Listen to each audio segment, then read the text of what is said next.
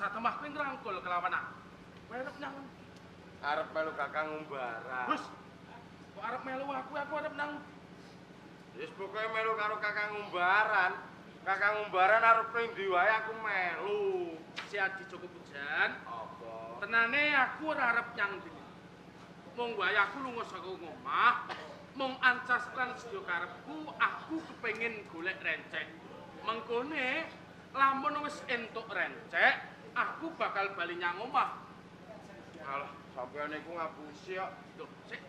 Sampeyan iku wis goro karo Pujan. Kok kowe ngandhake lamun aku ngapusi kelawan kowe? Ketemu pirang perkara. Jarine kowe arep apa mau golek rencek? Heeh. Piye? Jajane sampeyan iki arep ora golek rencek, Ya terus arep golek gawean ning Kutaraja iya apa ora? kok nganti kowe ngerti sing kandha kowe sapa? Lek pendek, lek pendek. Lek pendek iki cerita karo kowe. Iya mau lho. Pendek wadah foto tenan. Si Adi Joko Pujan.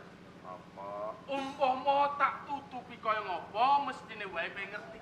Yo, ing papan kene aku bakal bloko kelawan. Tenane aku ora arep golek lencek.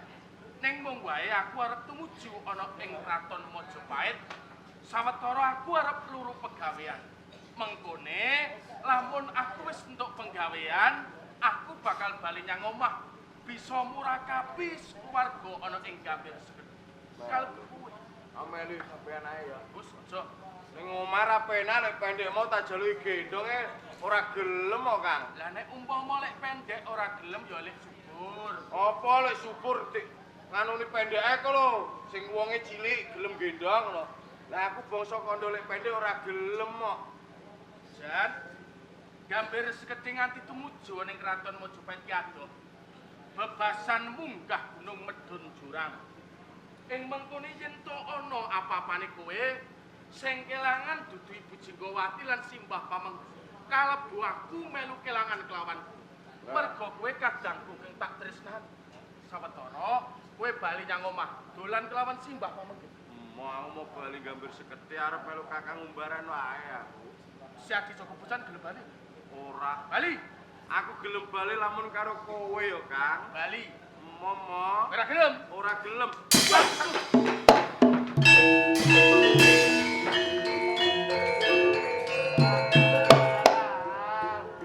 Si Adi Joko Pujan.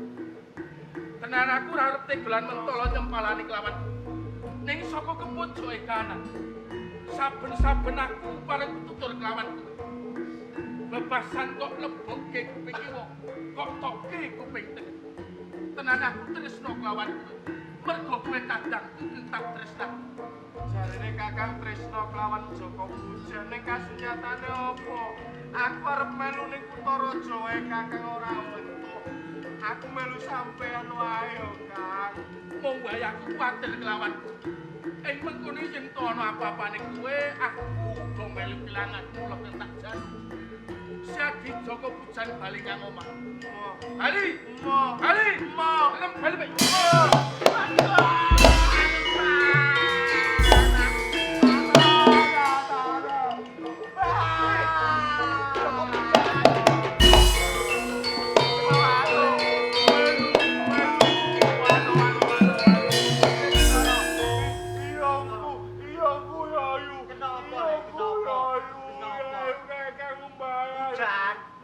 Adimu kok kapake to, Ling? Kula sosoke wonten sadure waktu. Lho, lah kok kaya ngono tumindak. Joko Pujan. Kowe ra tak kandhani. Kowe njaluk wis njaluk adik wis tak turuti, tak gaweke adik. Jare ape rukun karo adimu lah kok. Adimu mbok musuh iki piye? Mergo si Adi Joko Pujan ki wangka. Joko Pujan. Ayo aku aku pingin. Ya. Aku pingin, Mas. Kowe sing maune rupamu bagus, jenengmu Joko Pujan. Saiki rupamu elek, suaramu bingseng. Ya tak jebukake karo lakon le. Jenengmu tak le Joko Pangseng ya.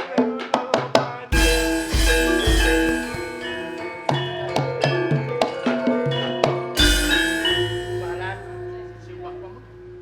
kowe wis gawe tatune adimu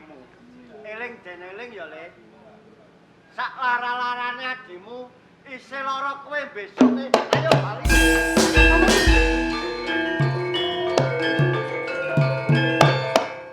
Simbah pamengke dewa. Ning manusa lumrah tanpa bidane aku.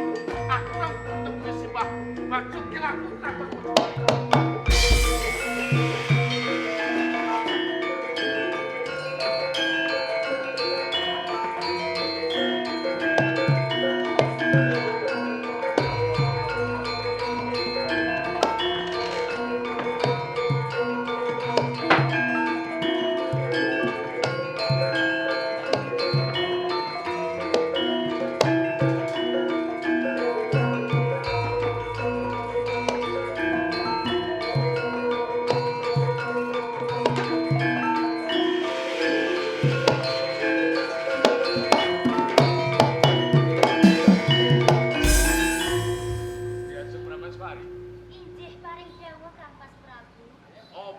Karyanira ing kapunguran wis padha rampung, sira melu ngadeg.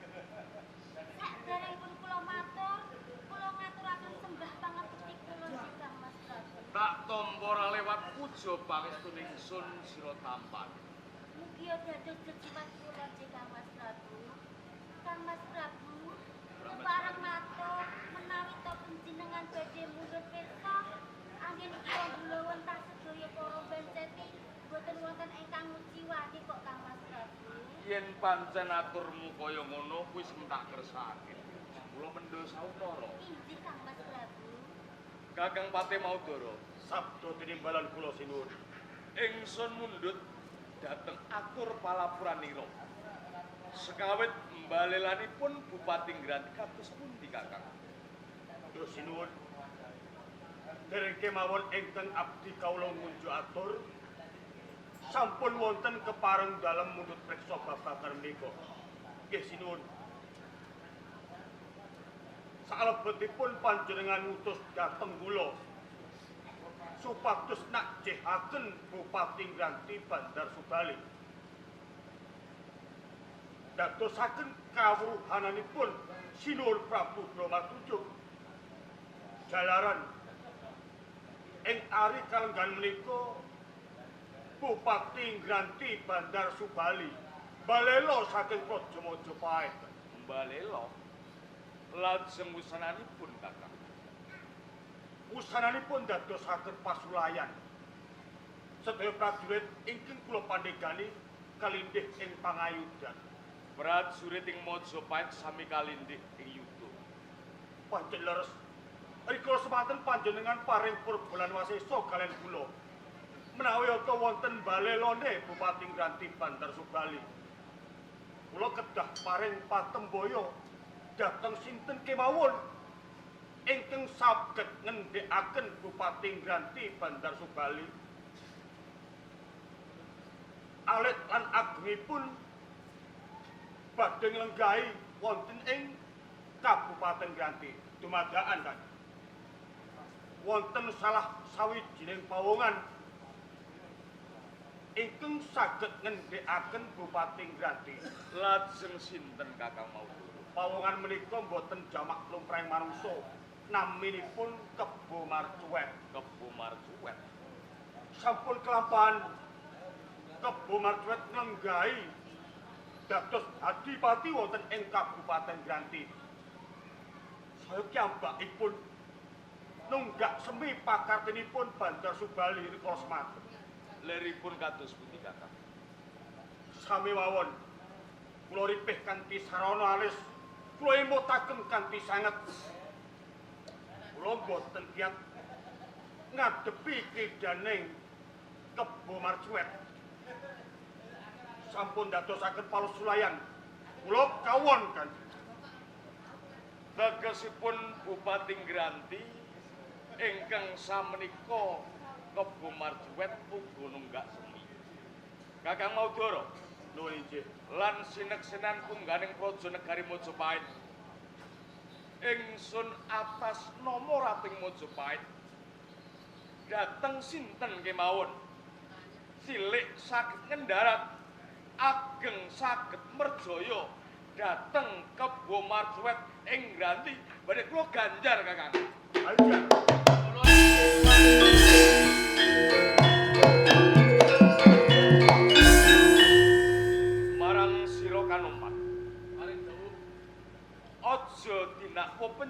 ingsun tambuh marang jeneng sira.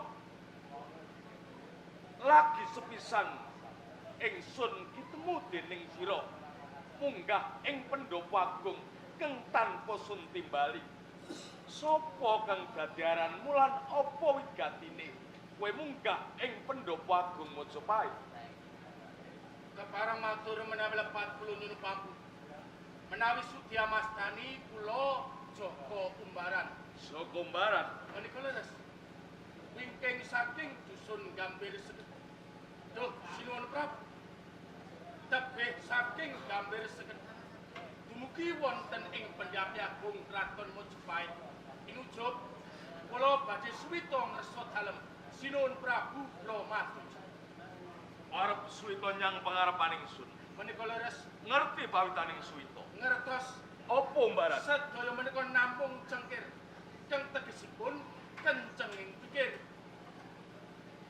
Bebasan wong inang durung abang kaweca tembung ingsun marang sapa kang bisa ngendarat mbalelane Bupati Ngranti ingsun bakal paring ganjaran nanging kang saudara munggah ing pendopo agung kang sedya kang slira perwita suwita ing pangarepaning ingsun ya Umbaran Paring dawuh sinuwun Prabu. tak tampa pasuwitanmu lamun to kowe cilik bisa ngendarat gedhe mateni dening Kebo Marcuat ing Kabupaten Ngranti Umbaran. Pangestunipun. Sing ati-ati.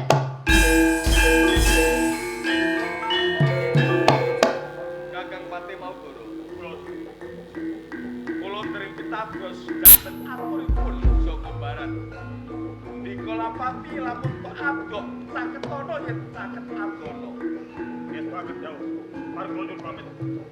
Ya cepet suwali. Ingkang Mas. Dereng daning sungguh. Monggo Kang Mas.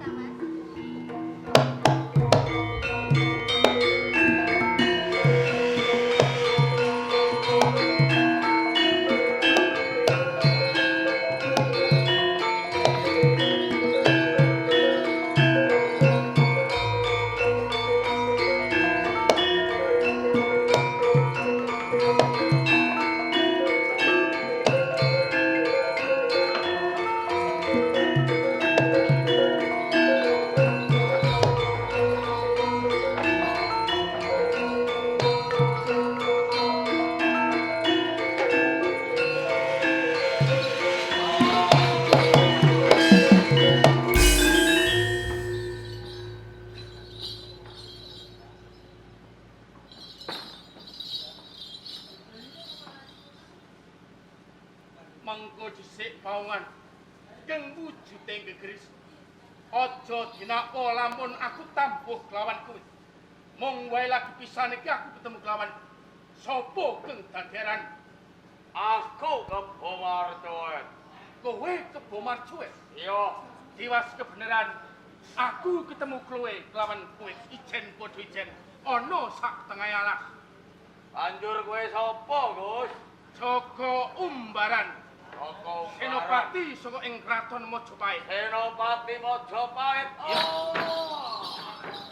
Kebo Marcuat. Yo, Adoh saka ing Kraton Majapahit nganti tumuju ing tapel wates Kadipaten Grang. Mung yektine kabar kang tak tampa yen to Kebo Marcuat mbalelo ana ing Kraton Majapahit. Gelemo tak rangket tak suwanke ana ing ngersane Sinuwun Prabu Brahmatunjung. ayo.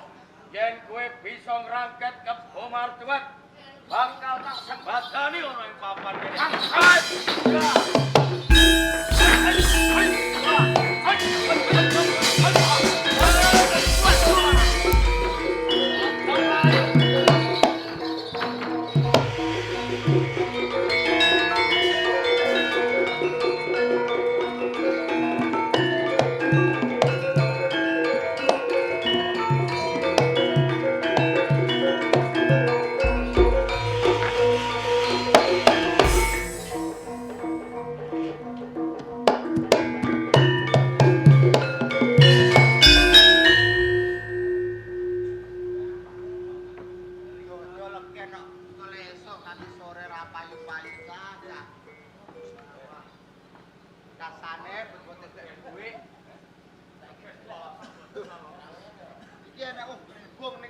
apa cah? Atilikane ono seurip ta mati. Seurip. Itu tak ombenane legen kurang ono isek waras.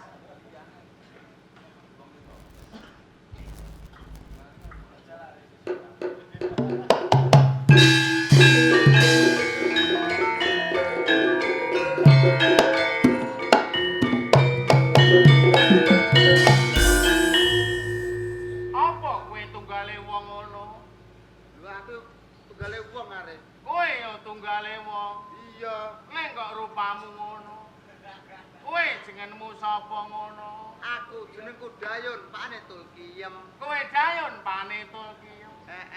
Tepungke wae. Aku Joko Umbaran ngono yon. Lha kowe kenapa kok gelimbungan ning kene? Dayon, Jawuh. nganti aku tak tuaran keranjang ngene. Nggih.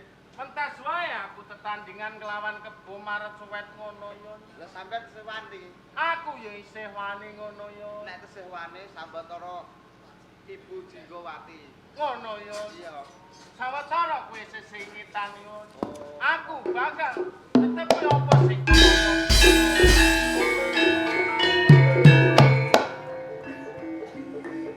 Lah kok legen.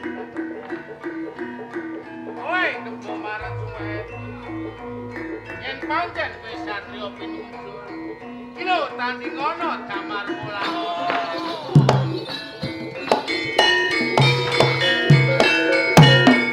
Kowe Kebo Maret Suwet. Iya. Kaget aku bali kowe dengune wet. Wis sarep nyawamu kowe. Kene ora wet. Yen wis sarep nyawa yo sak Baksa.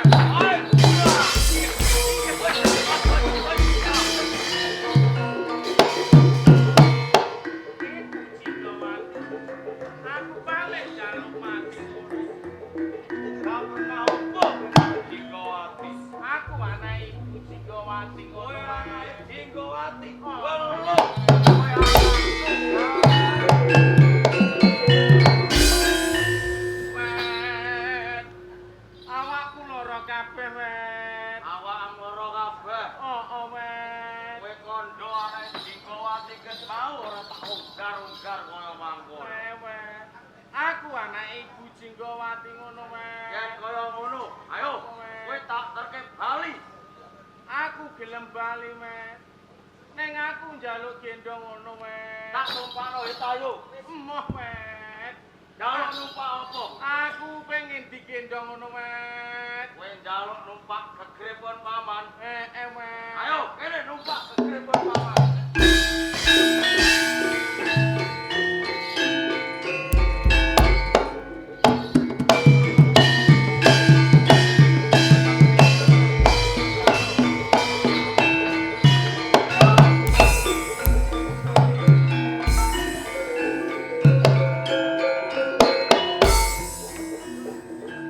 Dayon. Kowe panetul piyem. Gayo 16 bumi. Kaya to Sidana Candrana. Dayon. Wadok melek kono yon. Umbaran mbok tinggal dhewe yon. Mateni wong yon. Kowe iki ning ndi yon? Kula ning mburi. Kowe kok mongan-mangan yon. Pripun? Dayon pakane Tulkiem. Jawuh. Pancen bener omongmu ngono yon. Lah nggih ha. Sakwise aku nyebut Ibu Jinggowati yon. Nggih. Dheweke luluh duweni rasa welas karo aku yon. Terus Banjur aku njaluk gendong. Sungune kiwa lan tengen tak potel dadi pusaka mung siji iki piye yon. Sing siji ora ana yon. sak sijine tlengsut. Iki kebangetan subur yon. Ana pusaka kok gada wesi kuning tok. Pedange dikandha liru yon. Dayon, Jawuh. aku matur nuwun kelawan kowe yon. Nggih. Lan aku bakal sumpah Pripun? sineksenan langit lan bumi ngono yon. Nggih, pripun? Mukti umbaran uga mukti Dayon. Rekoso Dayon uga rekoso umbaran. Sesuk-esuk barengi mledheke Sang Hyang Bagaskara tumuju ning kraton Majapahit jaluk ganjaran Sinuwun Prabu Brahmatunja ngono ya Yun. Nggih monggo. Ngono Yun. Nggih kula dereke. Tentreming kraton Majapahit jroning paluputan monggo dipendhem ana ing bumine Pangapura ngono Yun. Tentreme Majapahit ngesti budaya lumeber Bapak ingkang kagungan kersa mugia saksamunipun rawaken ngesti budaya pinaringan bagas waras sehat lancar rezekine ngono Yun. Amin.